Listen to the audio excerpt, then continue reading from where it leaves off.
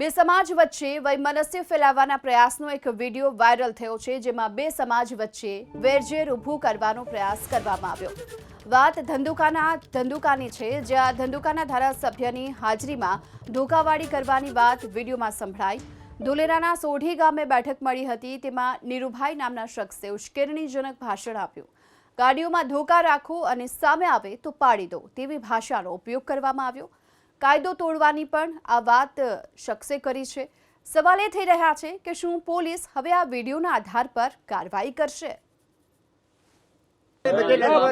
ભવિષ્ય કાળુભાઈ જેવા ધારાસભ્ય આપણને હવે પછી મળશે નહીં. મળશે આવા નહીં આવે. એટલે આનો આપણે છે ને કાળુભાઈ જીવે છે આઝાદ થાવ એ બધું જાહેરમાં ન બોલી શકે. એટલે ક્ષમતા ઠોકવાળી વાત કરજો. ભાઈ જેને પોલીસ સ્ટેશન કરતા એ ધોકા ખાઈને વ્યાજો સાનમાના. આપણું એક જ રીતે મેં કીધું ભારત આઝાદ થઈ ગયો, આપણે આઝાદ નથી. આપણે એક મુઠ્ઠી ભર દરબારું અહીંયા જો આપણી પર રાજ કરતા હોય, કોળીને તો હાથા બનાવ્યા છે. શું બનાવ્યા? બે અનિલભાઈ વાત કરી ને કે ભાઈ આપણે કોળી ભેગા હતા, વર વિક્રો કરે છે ચાચા એવડા. એ લોકો ફેટ ફીટ કરે છે દરબાર બીવે છે. અને જો શૂટિંગ ઉતરો છો ચડાવજો ટેટર. આઈ એમ નીરુ ખૈસિયા. રિસેસમાં આપણે લોહી રેડશું ને તો આઝાદી મળશે. શું મળશે આપણને? આ બધા મીઠું મીઠું બોલશે તો આઝાદી.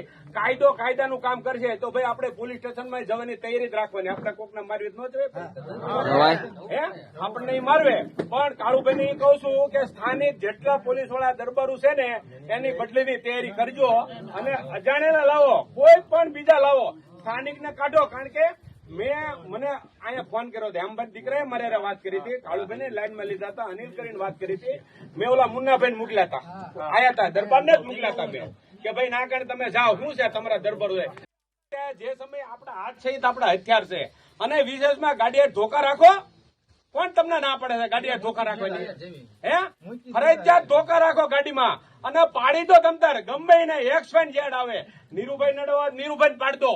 પણ આપણા કોળી આગળ એટલી બધી કઈ હવા કે ઝાંક છે નહીં કે આપણે ઝાંક દરબારું જ છે. એ લોકો આ વિસ્તારમાં દરબારું એવું સમજે છે કે અમારા બાપનું છે.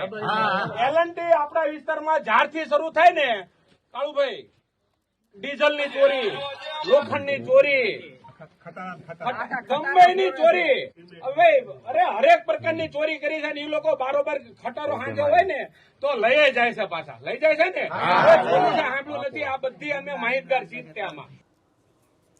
તો આ વિડીયો હાલ વાયરલ થયો છે. ધોલેરાના સોઢી ગામે બેઠક મળી હતી અને આ દરમિયાન ઉશ્કેરણીજનક આ પ્રકારની જે વાત કરવામાં આવી રહી છે. આપણી સાથે અમારા સંવાદદાતા હિરેન રાજગુરુ અત્યારે જોડાઈ ચૂક્યા છે. હિરેન, આ વિડીયો હાલ વાયરલ થયો છે. બે સમાજ વચ્ચે વૈમનસ્ય ફેલાવવા માટેના આ પ્રકારના પ્રયાસ પણ થઈ રહ્યા છે. હવે શું વિડીયોને લઈને આગળની કાર્યવાહી થઈ શકશે?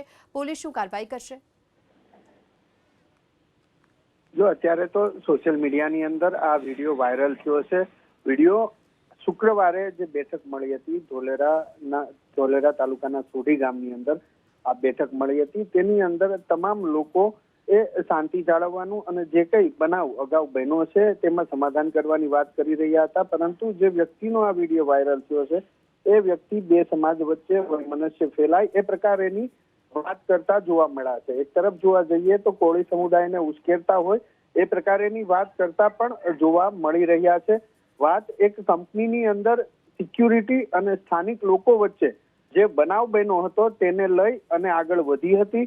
એ બનાવને લઈ અને આ બેઠક બોલાવવામાં આવી હતી. બેઠકની અંદર ભારતીય જનતા પાર્ટીના ધંધુકા બેઠક ઉપરથી ચૂંટાયેલા ધારાસભ્ય કાળુભાઈ ડાભી પણ ઉપસ્થિત છે અને તેની હાજરીમાં જ આ વાત થઈ રહી છે. બીજી સૌથી મહત્વપૂર્ણ બાબત એ છે કે જે વ્યક્તિ નીરુભાઈ કરીને છે એ વ્યક્તિ કહી રહ્યા છે કે કાળુભાઈ ખુલીને વાત ન કરી શકે એટલે એ આ વાત કરી રહ્યા છે. છતાં પણ કાળુભાઈ તેમને રોકતા નથી, અટકાવતા નથી કે વાતને પાછી વાળતા નથી. તો ધારાસભ્ય શું આ ઉશ્કેરણીજનક વાત થઈ રહી છે તેને સમર્થન આપે છે કે શું, એ પણ પ્રશ્ન ઉપસ્થિત થયા છે. બીજી વસ્તુ કે બે સમાજ વચ્ચે વર્ષોથી આ વિસ્તારની અંદર આ બે સમુદાય વચ્ચે વારંવાર એ તકરાર થતી આવી છે. તો એમાં હવે સમાધાન અને એકતા લાવવાના બદલે જે આ ઉશ્કેરણીજનક વાતો થઈ રહી છે, વયમનસ્ય ફેલાય એ પ્રકારેની વાતો થઈ રહી છે, છતાં ધારાસભ્ય ત્યાં ઉપસ્થિત છે અને અટકાવતા નથી અથવા તો ત્યાંથી ઉભા નથી થતા. તો આ પ્રકારે જે જનતાના પ્રતિનિધિ છે, ચૂંટાયેલા પ્રતિનિધિ છે, એના માટે તમામ સમાજ એક હોય છે. મારો સમાજ કે તારો સમાજ નથી હોતું. એટલે આ ઉશ્કેરણીજનક જે ભાષણ થઈ રહ્યું છે એમાં ધારાસભ્યની હાજરી અને હાજરી બાદ તે કઈ રોકતા નથી, એનાથી પણ પ્રશ્નાર્થ ઉભા થાય. જી આભાર આપનો આ સમગ્ર માહિતી બદલ. તો જે હાલ વિડીયો સામે આવી રહ્યો છે, આ બેઠક જે મળી હતી બે સમાજ વચ્ચે સમાધાન અને એકતા માટે મળી હતી, ને આ દરમિયાન એક વ્યક્તિ જે નીરુભાઈ પોતાને ગણાવી રહ્યા છે અને તેમણે આ પ્રકારની વાત કરી.